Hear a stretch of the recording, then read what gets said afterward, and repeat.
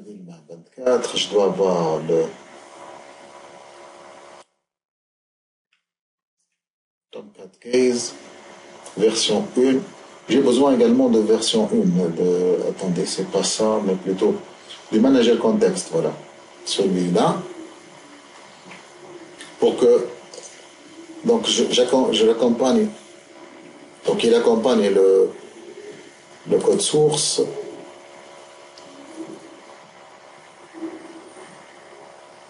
Celui-là.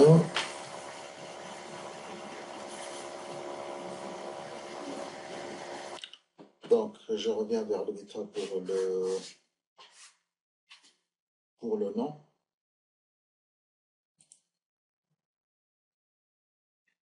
C'est important. Donc, ces fichiers sont les fichiers de configuration qu'on doit transférer juste après l'installation de Tomcat pour écraser les versions par défaut. Sinon, ça ne marche pas, en fait. Vous aurez des problèmes en fait, surtout de permission. Donc, le hash manager, et déjà le playbook, ça ne fonctionne pas si c'est parce que, donc, ils demandent leur présence pour qu'ils puissent les transférer. Donc, le nom doit correspondre également. Hop. Hop. Enregistrer.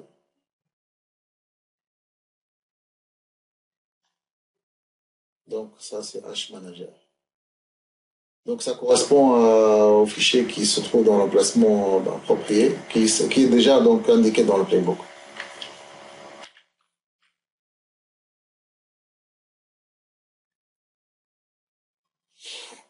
Voilà, maintenant, je vais faire une poussée. Donc, push. Fichier plus d'options. Git bash here. Et git add. Point. Git commit. Moins n. Mise à jour. Git push. Git push, non pas commit comme ça. Git push. Git push. Alors, ça doit pousser. Et voilà, donc c'est poussé. Donc c'est dans notre GitLab maintenant. C'est dans le Remote Project. Donc c'est dans le Remote Project. Alors je vais faire juste une mise à jour pour voir. Voilà, le Tomcat il est là. Le Hash Manager il est là. Le Manager Context il est là. Parfait. Et le Tomcat User. Donc les 4 fichiers sont présents. Donc tout ce que je devais faire là, c'est de faire appel à ce playbook là à partir de Jenkins 5. Donc au niveau de là, je vais utiliser donc with credentials. With credentials. Et là, bien évidemment, j'ai besoin du mot de passe. Parce que là, il va normalement, la commande qui va être passée, c'est la suivante. Nous pouvons la passer de cette manière-là. Donc, c'est Ansible Playbook, suivi par le nom, c'est itomcat. Donc, itomcat.yml. Pourquoi itomcat? Parce que j'ai nommé mon playbook itomcat.yml déjà. Si j'ai un inventaire là, par exemple host, je définis l'inventaire à ce niveau-là, donc je dois l'indiquer également là avec -i, suivi par le nom du fichier en question. Sinon, donc si je mets ça, donc il va prendre le etc Ansible host de la machine terminale, Jenkins, la machine Jenkins terminale. Donc ça contient déjà. Si je fais un cat sur le etc Ansible hosts.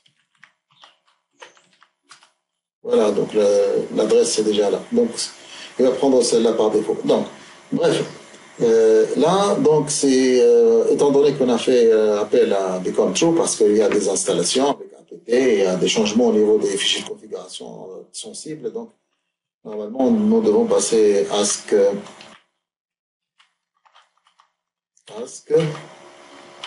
become pass, suivi par le mot de passe que je dois utiliser, test 1, 2, 3, plus, par exemple, ou quoi que ce soit. Mais là, c'est pas une bonne pratique. C'est pas une bonne pratique parce que le mot de passe est exposé. Donc, c'est pas une bonne chose, là. Donc, du coup, nous pouvons utiliser un plugin qui s'appelle With Credentials. Donc, with credentials, c'est quelque part là, dans la liste.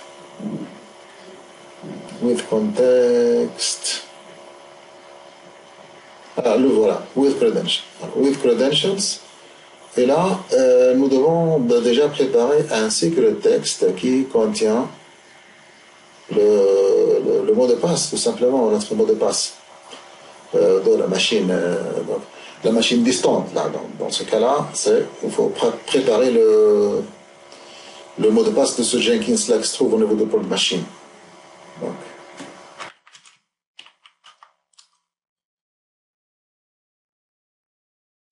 Donc, nous devons donc ajouter un credential. Dans ce cas-là, je clique sur Add. Ou encore, là, pour le test, pour qu'on soit sûr là de credential, je vais vérifier quand même. Donc, maintenant, je dois y aller. Donc, credential, je crée un secret text. Donc, Manage Jenkins, credentials. Et je crois que secret text déjà contient le mot de passe. Donc, je vais le mettre à jour. Alors, secret test, c'est test. Alors, ça, c'est test. Change de password. Je vais changer le password, que ce soit donc correspondant. Et puis, je reviens encore une fois là. Et donc, je vais changer. Alors, ça, c'est. Non. Je vais dans ce bloc de with credential. Voilà. La variable, je vais l'appeler donc B comme passe, comme ça. Les credentials, ça sera donc. Là, je vais quand même créer un nouveau. Un secret test. Des tests comme ça. Ça, c'est B comme credentials. Credentials, voilà. Ça, c'est test et voilà, je vais générer. Ah ben ça, c'est secret test, voilà. C'est parfait. Donc, ce bloc-là, je vais l'utiliser pour lancer mon bloc qui va appeler le playbook, tout simplement. Là.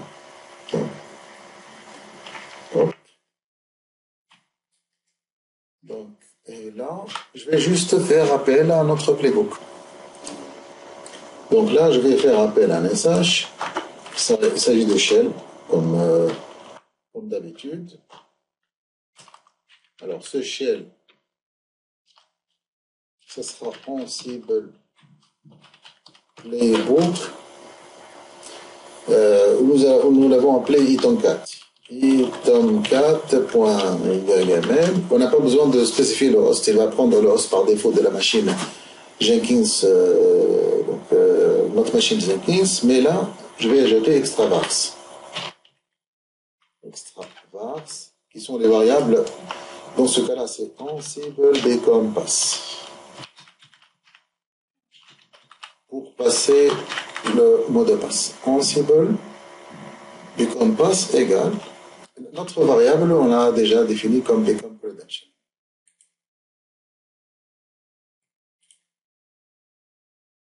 Donc voilà, je ferme les parenthèses.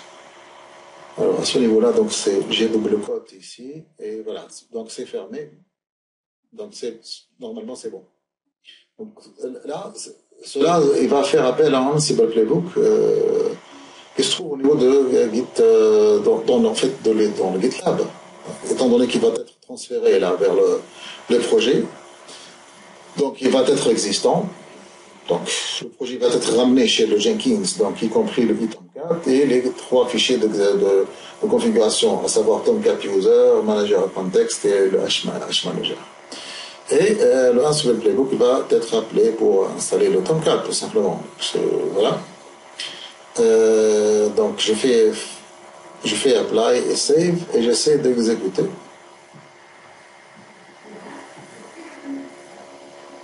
Donc là, il va donc juste apporter les données à partir de, ou plutôt le code source à partir de notre site distant.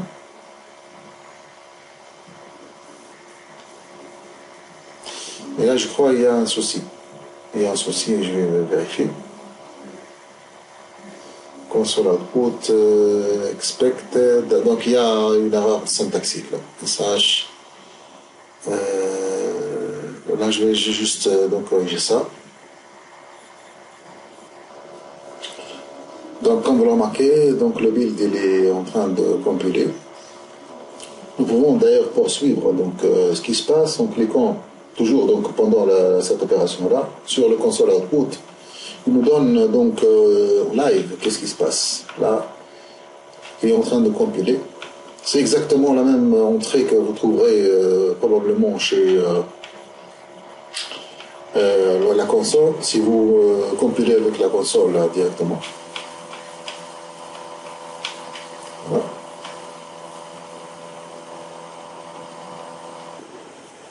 Et voilà, maintenant le playbook il est en train d'être installé. Ou il installe plutôt le Tomcat pour nous. Et voilà, donc enfin, donc le playbook a été exécuté avec succès. Donc si nous essayons donc de vérifier au niveau de la machine, prod machine qui est la machine cible, nous devons avoir Tomcat là.